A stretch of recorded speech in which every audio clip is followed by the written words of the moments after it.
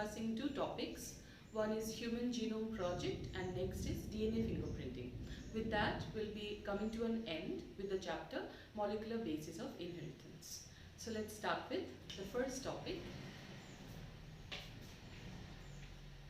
Human Genome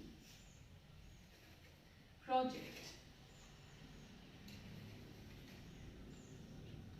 HGP. So first of all, as the name itself suggests here, Human Genome Project.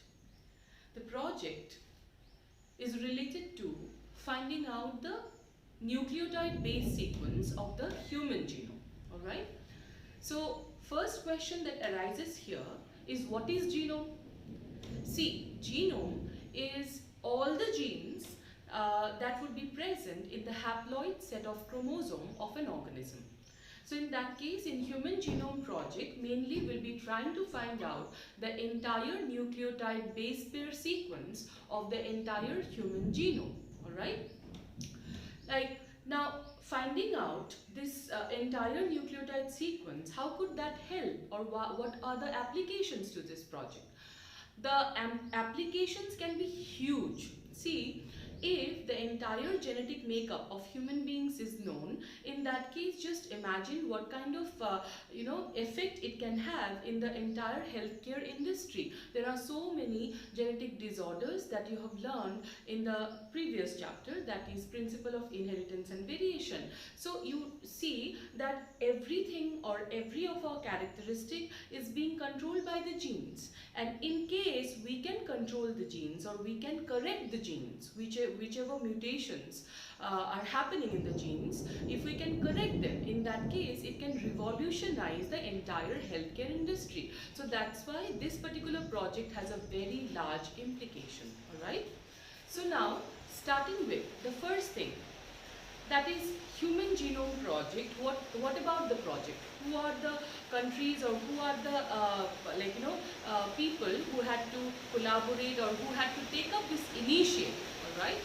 So starting with, it was year 1990 when this particular project was launched. It was launched by US Department of Energy and National Institute of Health. Later on, Wellcome Trust of UK collaborated with the project, and along with that many other countries also started to fund the project, like France, Germany, Japan, China, etc. Right? So first thing, Human Genome Project, it started in 1990, alright, and it was successfully completed in 2003. So it was a project that took 13 years. 13 years. This whole project, it ran for 13 years before being successfully completed. Now, another important thing is that it was initiated by US Department of Energy and National Institute of Health.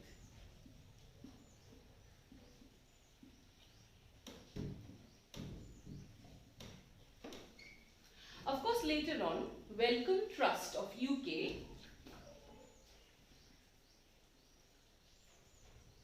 Wellcome Trust of UK collaborated with them, and along with them many other countries also joined in, like France, Germany, Japan, China, etc.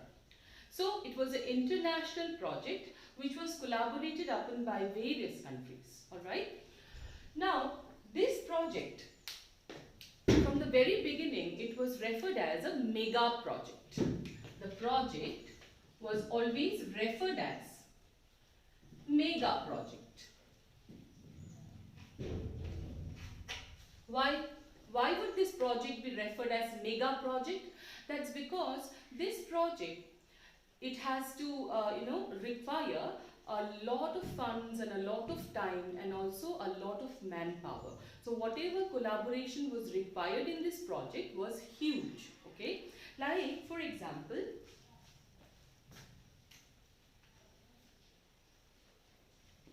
first, human genome consists of 3 into 10 to the power 9 base pair. That means 3 billion base pair. And the cost of sequencing one base pair was $3. Alright?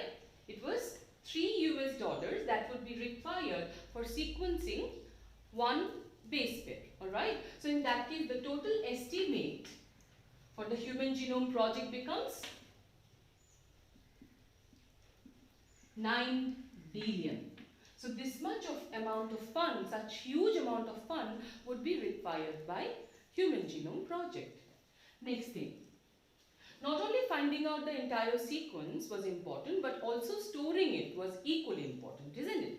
So for storing it also, 3,300 books would be required.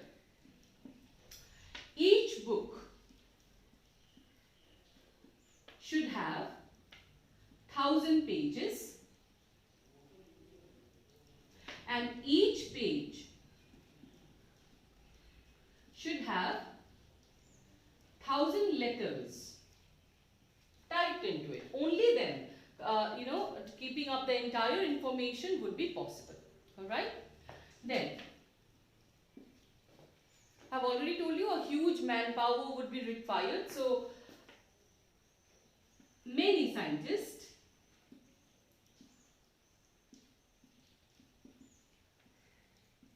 lab technicians and supporting staff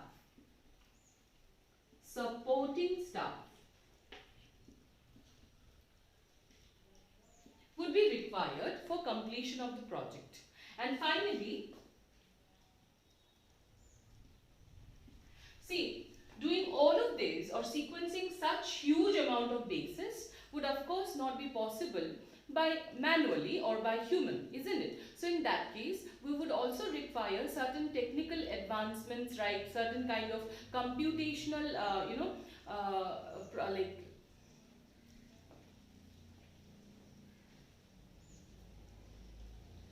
also finally, because sequencing of such huge number of base pair would not be humanly possible, that's why certain computer running programs were also set up, and there was this branch of science or branch of biology called bioinformatics, which was launched at that period, which also helped during Human Genome Project.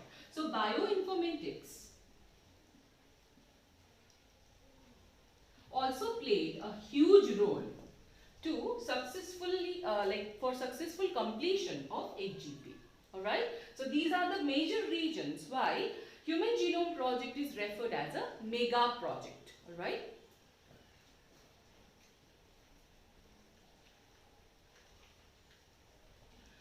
Now next, let's see what were the goals. Goals of HGP. First of all, sequencing 3 billion base pairs present in the human DNA. Then identifying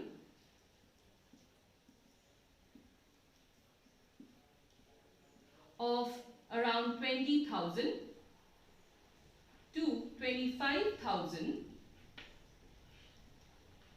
genes that are possibly present in the human genome.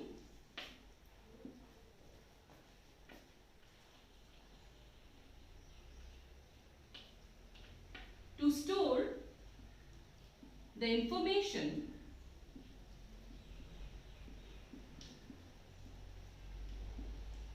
in databases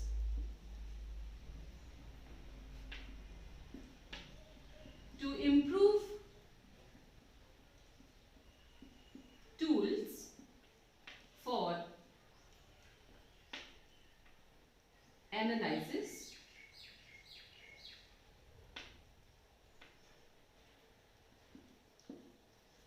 for data analysis, and of course ELSI, that means to solve ethical, E for ethical, L for legal, or any social issues related to the project.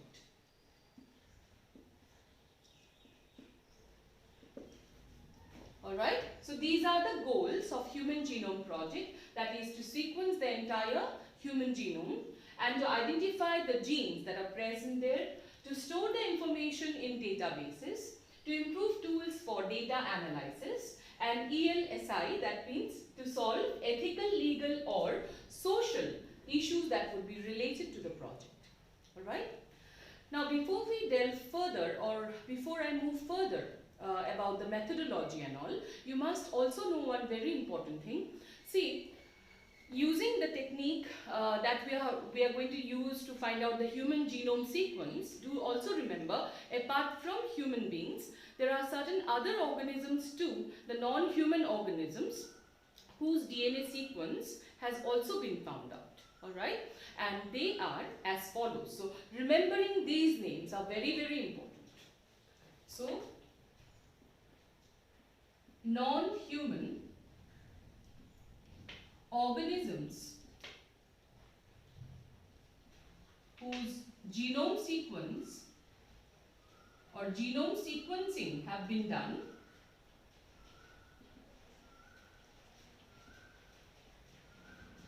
are as follows. First is E. coli. Among the bacteria, it's E. coli. Among fungi, yeast, Saccharomyces cerevisiae. Saccharomyces cerevisiae.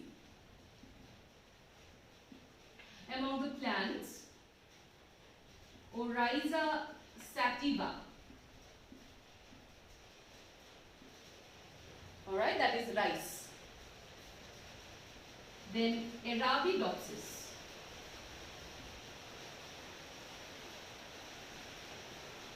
Okay. Now among the animals would be Drosophila,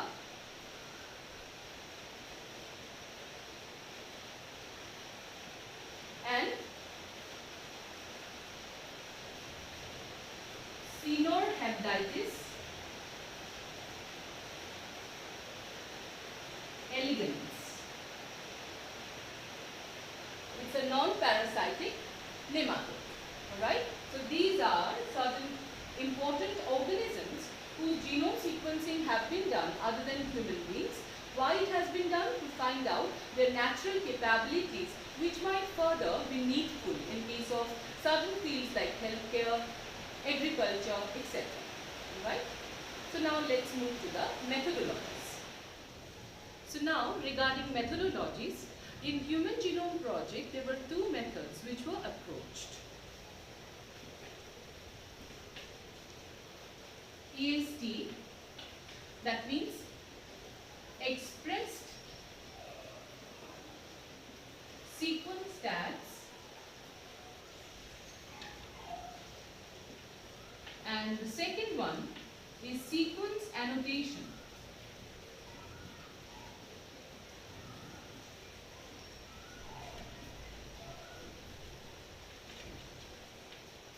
Alright.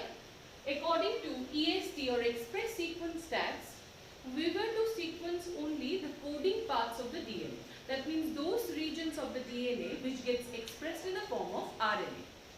On the other hand, according to this approach, that is sequence annotation, we are going to sequence the entire DNA, that is both coding and non-coding regions, and later on we'll be assigning different regions with their functions. Alright. So this is what was mostly done. Now the method that was used was based upon the principal method of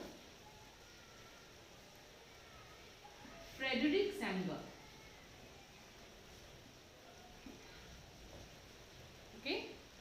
According to his method, Frederick Sanger also found out a way how we can find out the sequence of amino acid in protein, right?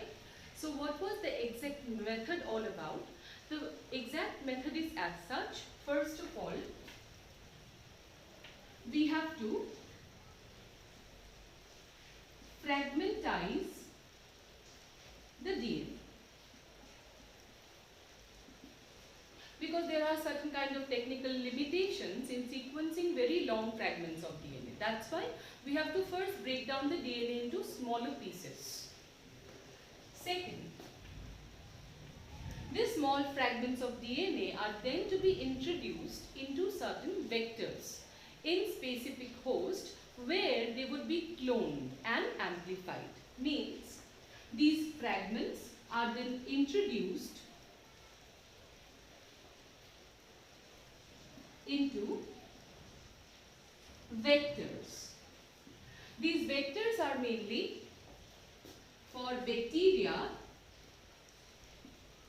it is BAC, bacterial artificial chromosome, and for yeast, it is YAC, that is yeast artificial chromosome. So these fragments would be introduced in these vectors, and these vectors are inside a host, isn't it? Inside the bacteria and in the yeast. Now, while the bacteria and the yeast cells will undergo multiplication, according to that, along with their genome or their DNA, even these fragments that are within, they will also multiply. Accordingly, we will get lots and lots of copies of these small sections or fragments of DNA. So, DNA fragments would get amplified. Alright?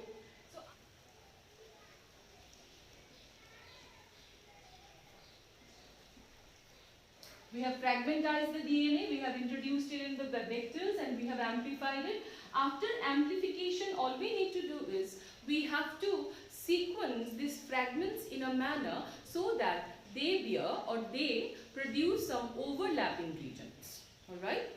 So they have to be providing, or they have to be forming some overlapping regions.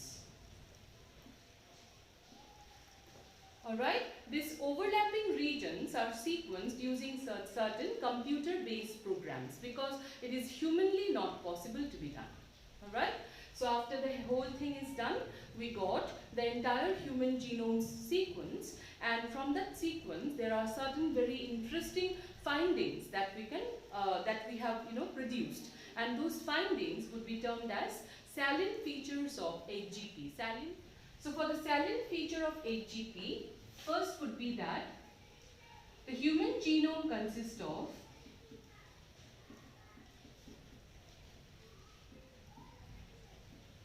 3164.7 million bases. Second, on an average, a human gene would consist of 3000 bases. Okay, 3000 bases would be on an average for a human gene. But then the largest gene and the smallest gene shows a huge difference. Like the largest gene is dystrophin.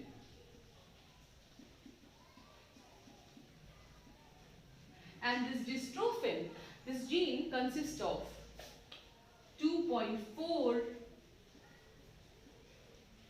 million bases. Alright? Smallest gene, on the other hand,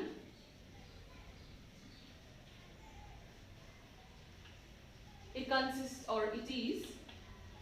TDF, that is testis determining factor. It is present in the Y chromosome. It consists of only 14 bases. Such huge difference. Alright? Third thing is that we are 99.9% similar by our DNA. 99.9% of our DNA is similar to one another. For every human in this world, we are going to be 99.9% similar by our nucleotide sequence. It's a very, very important point. Alright, now around 30,000 genes are present in the human genome. It was previously estimated to be around 80,000 to 1,40,000, but later on, after AGP was successfully completed, it was found to be only 30,000. So even if we have marked 30,000 genes in our DNA, around 50% of genes function remains unknown. For 50% of the genes that even if we have identified them, we still do not know what their function is. Chromosome 1 of human has the highest number of genes.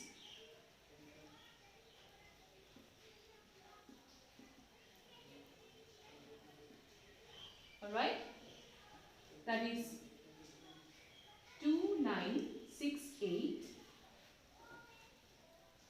Whereas chromosome Y has minimum genes, that is only 231. Alright?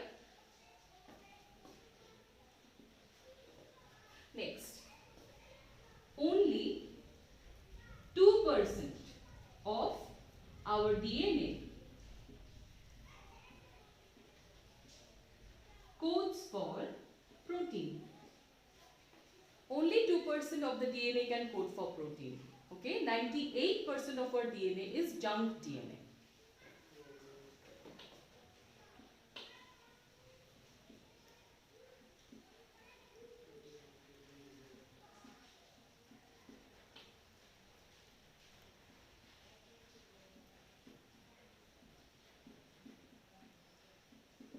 Repeat sequences forms a very important or integral part of our DNA. Repeat sequences means long stretches of DNA where a particular sequence is repeated sometimes 100 or 1,000 times. Say suppose in chromosome 1 in a particular location there is a ATGC sequence present, and this ATGC sequence is repeated.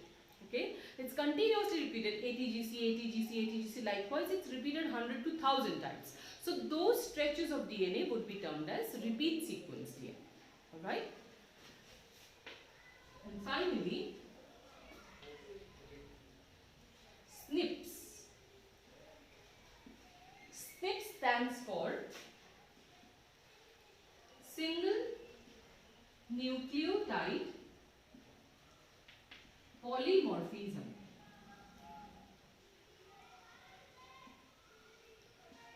That means there are around 1.4 million sites present in the human DNA where a single nucleotide difference is found. Like for everybody, that sequence will remain the same except for a single nucleotide. So those regions would be termed as SNPs, single nucleotide polymorphism.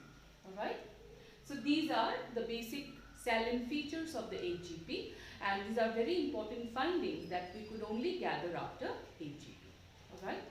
So, okay, now for application of Human Genome Project, if you ask me, I have already told you before that Human Genome Project, it's a mega project and it mainly has all its results or all of its applications based on healthcare industry. Like there are certain kind of disorders whose cures are not known, like diabetes, Alzheimer's, schizophrenia, etc. So this particular this particular disorders, they kind of have a predisposition on genetics. We say that they are controlled by genes, they run in families. So even if we cannot find a possible cure to those diseases, we can find certain kind of relief to the affected individual after knowing the entire human genome. We can alter the genome accordingly, finding some kind of relief for the affected individual. Likewise, due to Human Genome Project now, it is very much possible to have designer drugs or to have a genetically modified diet which can provide longer life or healthier life for people.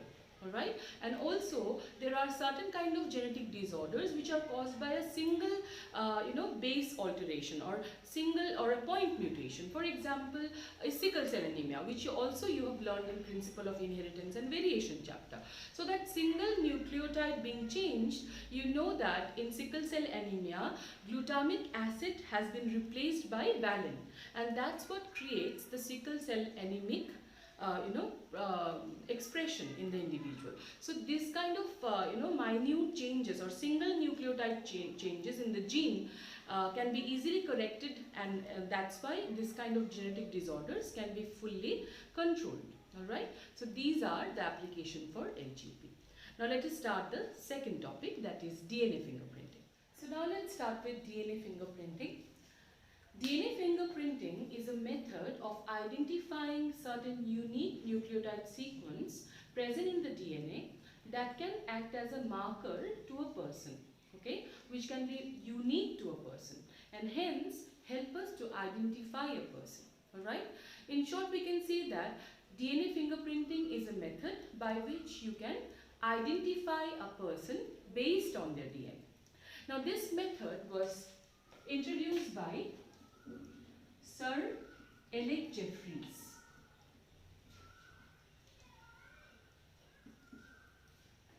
Alright. Now, the principle behind this technique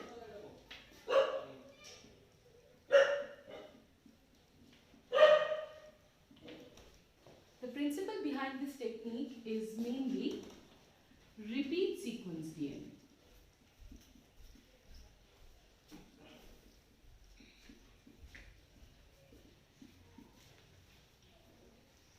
See, we have already talked about repeat sequence DNA. There are various sites in the human DNA where long stretches of DNA fragments are found where a sequence, nucleotide sequence is repeated hundreds or thousands of times. Alright? Now, this repeat sequence DNA, they have a very important property that while density gradient ultracentrifugation is done, these repeat sequence of DNA would separate out from the bulk DNA. Alright, and hence we call these DNA, the repeat sequence DNA, to be satellite DNA.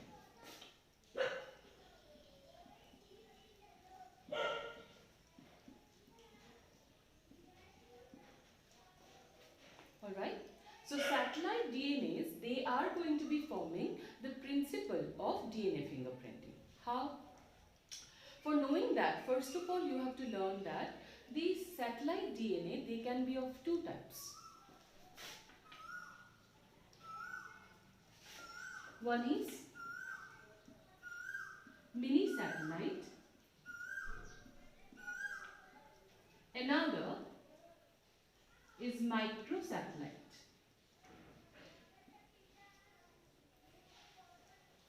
Mini satellite and microsatellite. Mini satellites are a sequence which can be 10 to 100 base pair and repeated for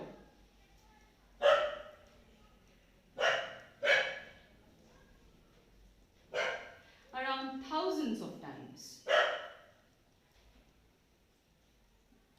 Alright? Whereas for microsatellite, it is less than 10 base pair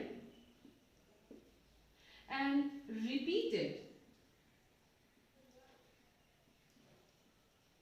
for 50 to 100 times at max.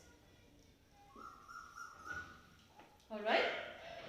So now, of course, by seeing the difference, it's very clear that these mini satellites, they can be showing maximum variation in the population, isn't it? They can show a lot of variation in the population.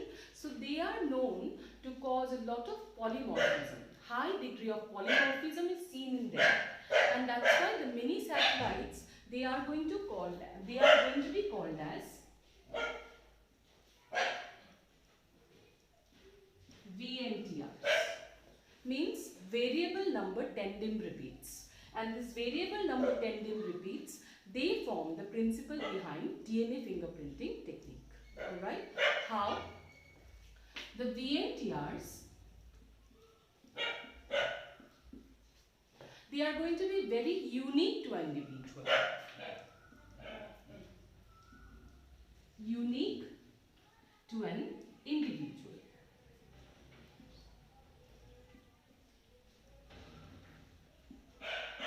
How? Now, let me make that clear.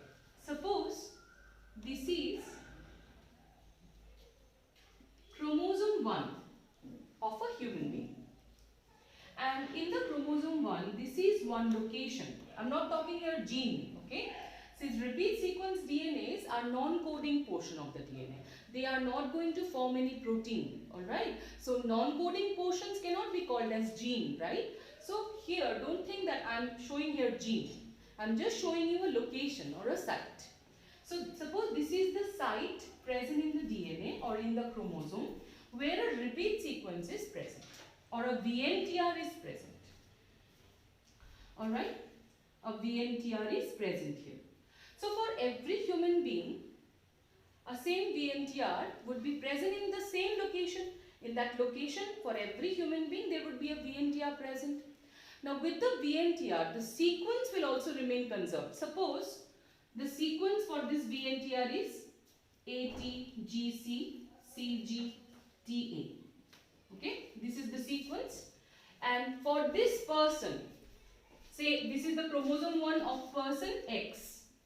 For person X, this VNTR present in chromosome 1 with this sequence is repeated 100 times. If I see the VNTR of another person in the same location, say this time the other person is Y. So this is the chromosome 1, okay, of person Y. In the same location there will be the VNTR present with the same sequence, but number of repeat is this time 200. So VNTR's sequence also will remain the same, but the number of repeat will keep on varying from one person to another. Accordingly, the length of the VNTR for every individual will differ, isn't it? If I tell you that you cut this VNTR and you cut this VNTR, okay, for person X and Y. For person X, the length of the VNTR will be smaller because it has only 100 time repeat. But for person Y, the same VNTR in the same location will be longer because it has 200 time repeat, isn't it? So the length of the VNTR would never be the same between two individuals. So that's what is unique about the VNTRs. Understood that? Now, second, another interesting thing is that VNTRs, they are going to be inherited. They are inherited from parent to offspring.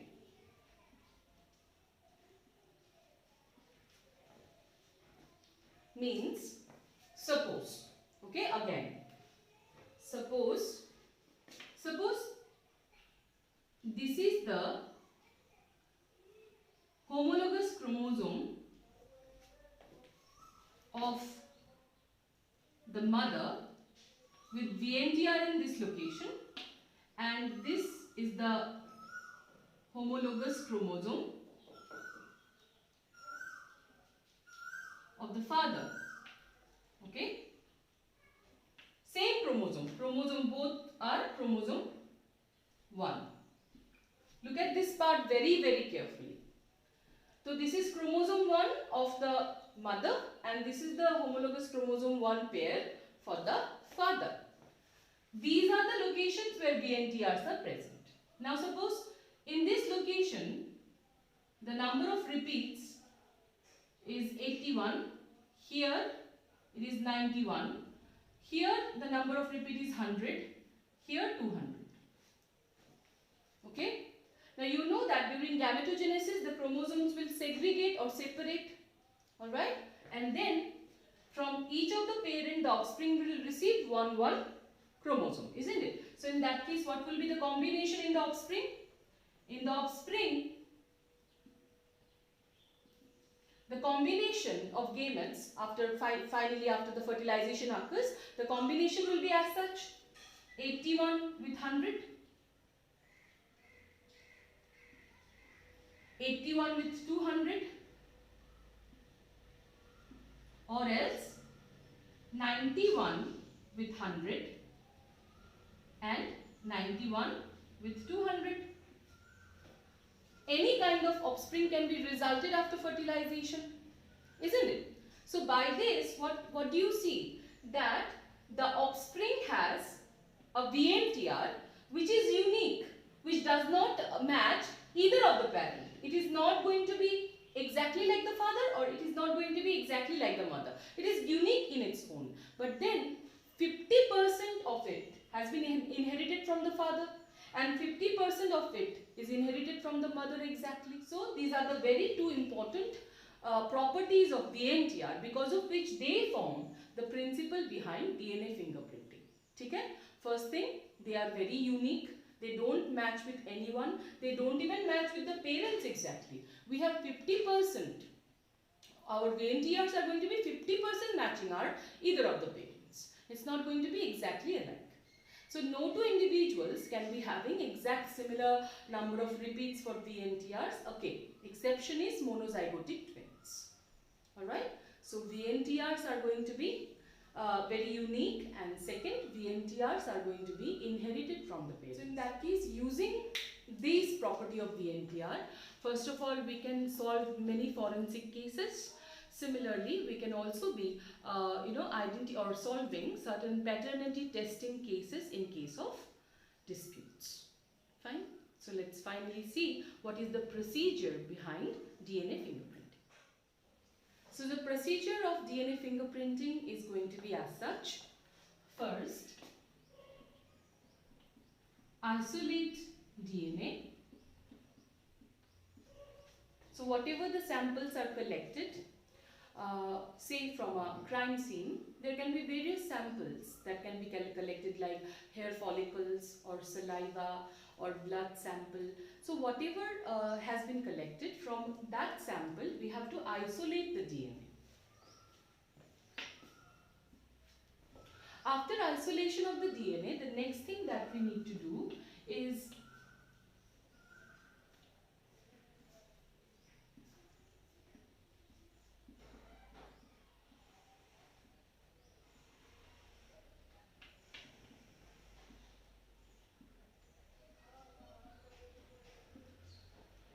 restriction endonuclease fragmentation.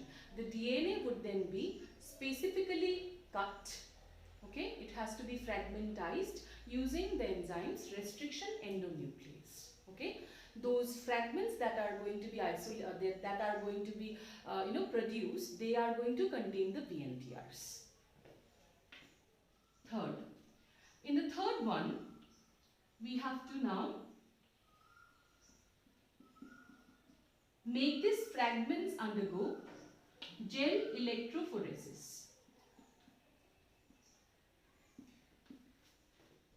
Here, we'll take the VNTR fragments, okay, these fragments, and we'll make them run in agarose gel or polyacrylamide gel, where this VNTR sequence containing fragments will separate out according to their density and charge. The more heavier the fragments, the more it will remain towards the top, and the more lighter it becomes, it will be towards the base. Why it would happen? Because suppose in the same VNTR, I have a 100 time repeat and someone else have a 200 time repeat. So my VNTR will be so smaller, and the other person who has 200 time repeat, that person's VNTR will be much longer, isn't it? So that person's VNTR would be towards the top, being heavier, whereas for me it will come down because it being smaller in comparison. So likewise, for every individual, the length of this VNTRs or this sequence will be different, isn't it? This is called restriction fragment length polymorphism. So it will keep on differing for every individual. Accordingly, the DNA fingerprint will also differ. Understood this? Now, the fourth step is that we have to make these fragments transfer now. We call this transferring technique to be southern blotting. So what is being transferred here? See, this is the gel where the VNTRs have been separated, right? Now, on top of the gel, we have to press a positively charged nylon or nitrocellulose sheet. You know that the DNA is negatively charged. If it is pressed upon by something that is positively charged, what would happen? The DNA would of course get transferred to the nitrocellulose or nylon sheet, isn't it? This transferring of the DNA from the gel to the nylon or nitrocellulose sheet is called southern blotting. It was proposed by E.M. Southern. So according to the name of the scientist, we have given the technique's name itself, southern blotting. Now, after southern blotting, next is hybridization.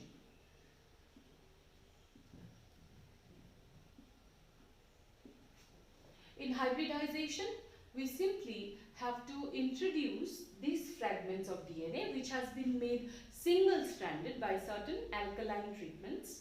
So these single-stranded DNA that has the VNTRs, they are now exposed to certain artificial radioactive probes. Radioactive probes. Now probes means certain artificially made fragments of DNA which are previously made in the lab already, and they contain the complementary base to the VNTR. Means, suppose there is a VNTR ATGC in the DNA.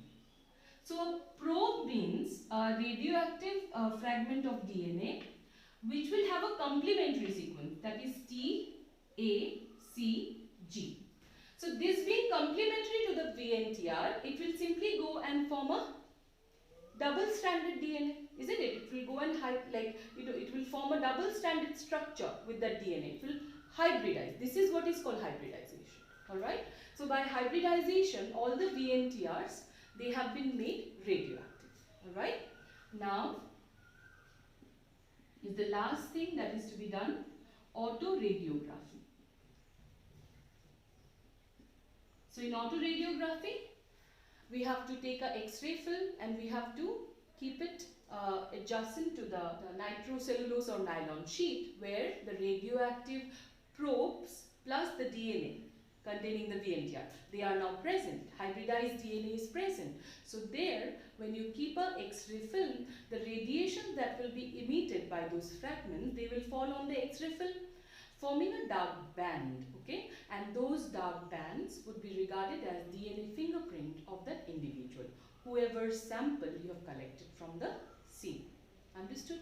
So this is the procedure of DNA fingerprinting. Alright? So this is about DNA fingerprinting procedure.